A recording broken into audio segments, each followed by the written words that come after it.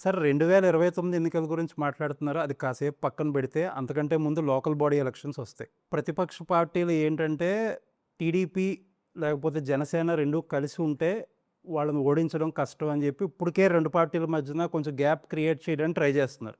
State లెవెల్‌లో ఇద్దరు నాయకుల మధ్యన, ముగ్గురు నాయకుల మధ్యన మంచి రిలేషన్ కనపడుతుంది. గ్రౌండ్ లెవెల్‌లో టీడీపీకి, జనసేన క్యాడర్ మధ్యన ఎలాంటి రిలేషన్ ఉంది? ఇప్పుడు మేము గొప్ప అంటే మేము గొప్ప అని అనుకుంటాం సహజం. ఒక ఇంట్లో అన్నదమ్ములకే ఆస్తుల కాడ, పెత్తనం కాడ పొరపచ్చులు వస్తూ ఉంటాయి. 2 పార్టీలు ఉన్న తర్వాత పొరపచ్చులు రాకుండా ఎందుకుంటాయి?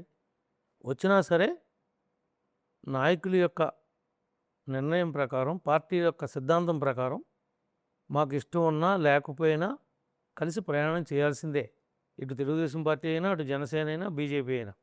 బట్ లోకల్ ఎలక్షన్స్‌లో స్థానిక సమస్యలు గానీ, లేకపోతే ఇక్కడుండే యూనిటీ అదే రిఫ్లెక్ట్ అవుతది కదండీ. మీరనేది ఏంటంటే అసెంబ్లీ ఎలక్షన్స్, పార్లమెంట్ ఎలక్షన్స్ వరకు ఓకే.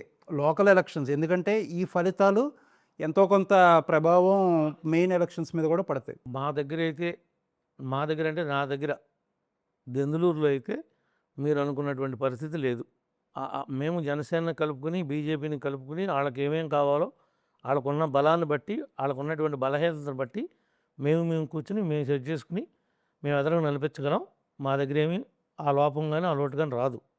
99% జిల్లా వారీగా వాళ్ళకి జిల్లా పార్టీ అధ్యక్షులు ఉన్నారు, మాకు జిల్లా పార్టీ అధ్యక్షులు ఉన్నారు. వాళ్ళు స్థాయిలో కూర్చుని ఆ నియోజకవర్గంలో ఉన్నటువంటి ఎమ్మెల్యేలు, ఇన్ఛార్జీలు అందరూ ఒక తాటి మీదకి వచ్చి తప్పనిసరిగా ఏమైతే ప్రాబ్లం క్రియేట్ అవుతుందో అక్కడ సఖ్యతగా వెళ్ళడానికి ప్రయత్నం చేస్తాం. లేదు తప్పనిసరి పరిస్థితుల్లో మేము వాళ్ళే ఫ్రెండ్లీ మ్యాచ్ లాగా ఎలక్షన్ చేసి చేస్తాం తప్ప ఎట్టి పరిస్థితుల్లో వేరే పార్టీకి అవకాశం రానే రాదు.